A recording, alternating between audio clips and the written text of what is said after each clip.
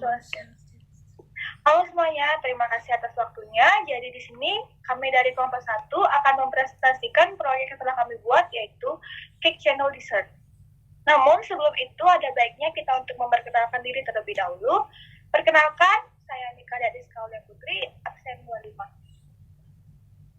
Saya Ibu Saudara Dimawa, nomor absen 14. Perkenalkan, nama saya Mirta Anggraini, nomor absen 21.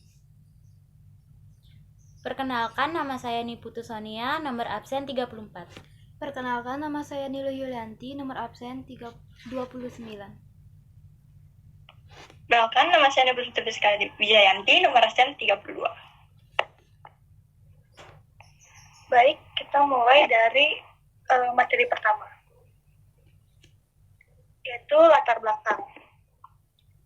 Olahan makanan yang menjadi ciri khas suatu daerah Indonesia. Setiap daerah atau provinsi memiliki olahan makanan sendiri dengan cita rasa khas masing-masing. Keanekaragaman makanan khas Indonesia tak terlepas dari keberagaman suku dan budaya di Indonesia, sehingga makanan khas di setiap daerah berbeda-beda dan mempunyai ciri rasa yang berbeda juga. Sama halnya dengan makanan khas Jawa Barat yang memiliki beragam rasa, entah manis, pedas, seperti halnya dengan cendol cake yang perpaduan kue dan es cendol yang manis. Kita lanjutkan dengan materi kedua, yaitu analisis SWOT. Yang kedua itu ada namanya analisis SWOT. Yang pertama itu ada strength atau kekuatan. Bahan baku mudah diperoleh, modal relatif kecil, harga jual terjangkau, pemasaran untuk semua kalangan masyarakat, produk dari bahan baku berkualitas, makanan khas daerah yang diberi inovasi menarik. Habis itu ada yang kedua itu ada weakness atau kelemahan. Yang pertama itu tidak bisa tahan lama, yang kedua hanya ada di satu varian rasa, yang ketiga pengemasan yang tidak benar bisa membuat makanan rusak. Itu yang ketiga itu ada threat atau ancaman. Ancaman pertama itu ada namanya kadang penjualan banyak bersifat sesaat. Yang kedua kompetitor semakin banyak. Dan yang terakhir itu ada namanya opportunity atau peluang yang pernah dapat dijual kapanpun dan mudah dikenal masyarakat. Yang kedua ada pemasaran murah, bisa dikonsumsi semua kalangan. Yang ketiga ada pemasaran bisa dilakukan dengan media online. Selanjutnya ada Canva bisnis yang akan dibawakan oleh Canva.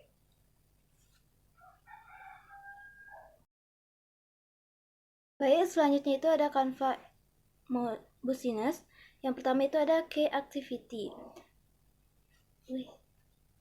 Mencari alat dan bahan yang berkualitas, membuat makanan dengan maksimal, evaluasi makanan. Selanjutnya itu ada Key Partner, yaitu anggota dalam kelompok. Selanjutnya itu ada Key Resources, yang terdiri dari cendol, telur, SP, susu, kental manis, terigu, gula pasir, maizena, minyak goreng, pasta pandan, air, santan, bubuk agar-agar, garam, vanila bubuk, gula merah, dan pandan.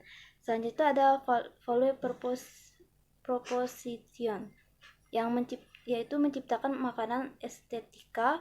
Sulit untuk menemukan makanan yang unik. Selanjutnya itu ada customer relationship, memberikan pelayanan yang ramah dan memuaskan, memberikan diskon untuk pembelian pertama, gratis ongkir di sekitar Kuta Selatan. Selanjutnya itu ada customer segment, semua orang dari kalangan atas sampai bawah dapat menikmati makanan ini. Selanjutnya itu ada channelnya, itu promosi dilakukan oleh semua anggota kelompok melalui media sosial atau promosi langsung. Selanjutnya itu ada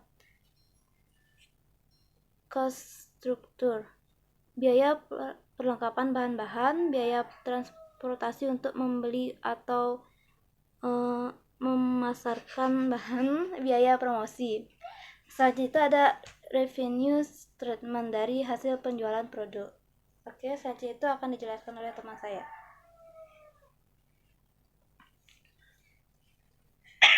Baik, yang selanjutnya adalah strategi marketing. Strategi marketing merupakan suatu kegiatan yang dilakukan untuk mengenalkan produk kepada masyarakat secara luas agar masyarakat tertarik dengan produk tersebut.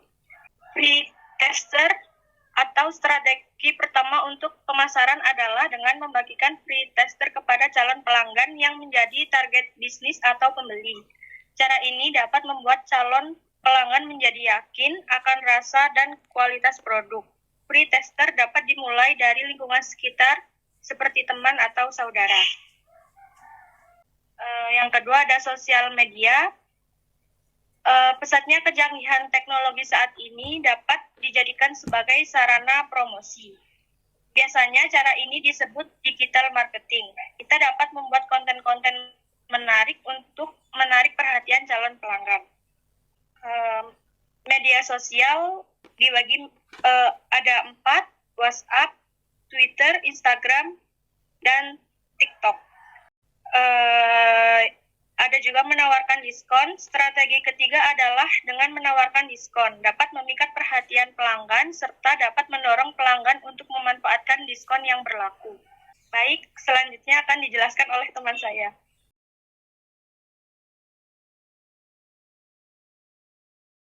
Baik, di sini saya akan menjelaskan bahan-bahan apa saja yang dibutuhkan untuk membuat cake ini. Yang pertama kita membutuhkan cendol. Cendol seharga Rp8.000, kemudian ada tepung terigu seharga Rp9.15, kemudian ada telur seharga Rp4.000, kemudian gula pasir seharga Rp2.350, kemudian ada SP seharga Rp600, kemudian susu kental manis seharga Rp1.400, kemudian ada maizena seharga Rp400, kemudian ada minyak goreng seharga Rp950, kemudian pasta pandan seharga Rp458, kemudian air seharga Rp660, kemudian santan seharga Rp4.250, kemudian bubuk agar-agar seharga Rp2.950, kemudian ada garam seharga Rp20, kemudian vanila bubuk seharga Rp785, kemudian ada gula merah seharga Rp950 dan daun pandan seharga Rp117. Semua bertotal dengan harga Rp24.805 per loyang. Dalam satu loyang menghasilkan 4 kue. Jadi harga bahan per kue adalah Rp6.201 sampai Rp6.500.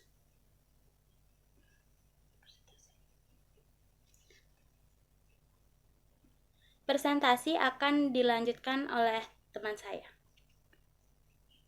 Oke, jadi selanjutnya ada proses penentuan harga jual, di mana variable cost atau bahan baku itu harganya itu Rp24.805 dikali 80 itu jadinya itu Rp1.984.400. Fixed cost itu ada tenaga kerja yang mana kita mengambil senilai Rp700.000.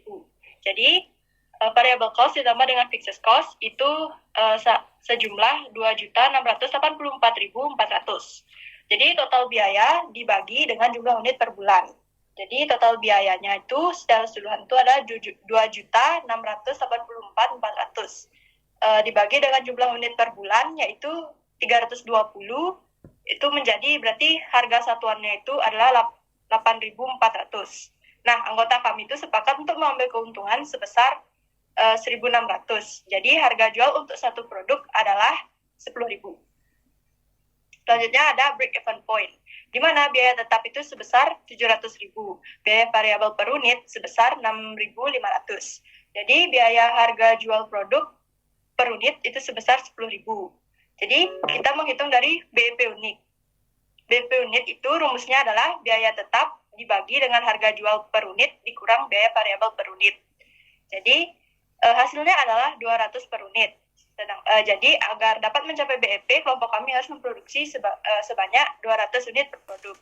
Jadi yang cara kedua itu adalah BEP rupiah, di mana rumusnya adalah biaya tetap dibagi harga jual per unit dikurang biaya variabel per unit dikali harga jual per unit.